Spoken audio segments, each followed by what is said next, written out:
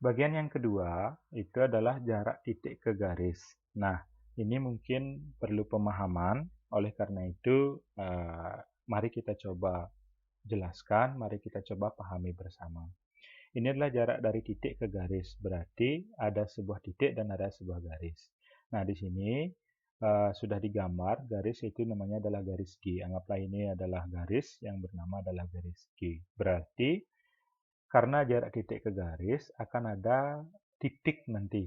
Antara titik di sini, apakah posisinya pada garis atau di luar garis, karena dia hanya dua kemungkinan saja. Nah, posisinya itu, yang pertama misalnya, ini misalnya titik A, ada titik A. Nah, apakah dia berada pada garis G? Nah, ini pada garis G. Kemungkinan yang pertama, berarti ada pada garis G. Nah, kalau dia pada garis G, berarti jarak antara A dengan G itu berimpit, sehingga jaraknya nanti kalau sebuah titik pada garis G, itu jaraknya adalah 0. Ya, jaraknya itu adalah 0. Nah, kemudian kemungkinan yang kedua, dia berada di luar garis G. Misalnya, ada sebuah titik B. Nah, inilah titik B. Titik B berada di luar dia. Nah, ini di luar, berada di luar G. Di luar G. Nah, kalau di luar G, inilah yang jaraknya tidak 0 sekarang. Masalahnya adalah bagaimana cara kita menghitung jaraknya. Nah, untuk menghitung jaraknya dari B ke G, yaitu adalah kita membuat proyeksi dari titik B ke G. Nah, ini kita buat proyeksi di sini. Kalau proyeksi tentu saja adalah kita membuat sebuah garis yang tegak lurus terhadap garis G. Ini proyeksi namanya. Garis yang tegak lurus terhadap G.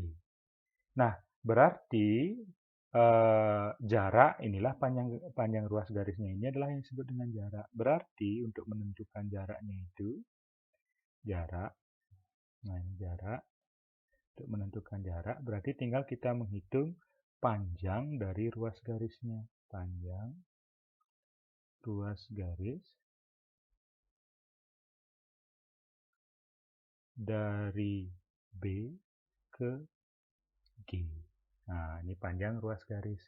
Sekali lagi, yang jaraknya kita hitung dari titik B ke titik G itu adalah ruas garis atau panjang ruas garis dari titik B ke garis G. Bagaimana cara membuatnya?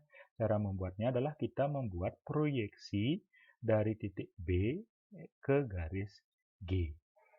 Nah, ada satu konsep.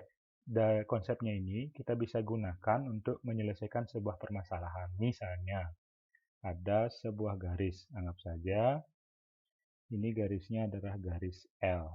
Nah, ini garisnya kita beri nama garis L. Nah, kemudian ada sebuah titik di sini. Titiknya berada di sini. Anggaplah namanya titiknya X. Nah, titiknya X. Nah, bagaimanakah kita menghitung jarak dari X ke L ini? Jarak ke X ini.